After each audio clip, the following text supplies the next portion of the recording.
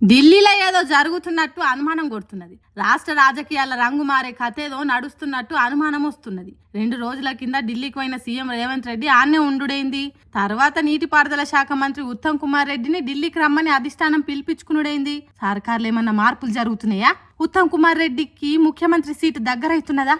ఢిల్లీ పెద్దల ఆలోచన ఎట్లున్నది? తెలంగాణలో కాంగ్రెస్ సర్కార్ పాలన తీరు, ప్రజలకు ముఖ్యమంత్రి రేవంత్ రెడ్డి మీద ఉన్న ముద్ర, ఎన్నికలప్పుడు ఇచ్చిన హామీల ప్రకారం పథకాలు అమలు చేయకపోవడు, హెచ్సియు, హైడ్రా, ఇంగ్లాండ్ దేశ అందగతే అందాల పోటీలను తప్పుపట్టుడు, ఇట్లా చాలా వీట్లల్లా సర్కార్ మేనేజ్ చేయకుండా ఆబాస్ పాలైందనే టాక్ ఉన్నది. వీటన్నిటికీ రిపోర్టు ఢిల్లీ పెద్దల దగ్గర ఉన్నదో ఏమో. తెలంగాణలో కింది స్థాయిలో జనాలు ఏమని అనుకునేది అధిష్టానానికి అచ్చుగుద్దినట్టు తెలిసిందేమో.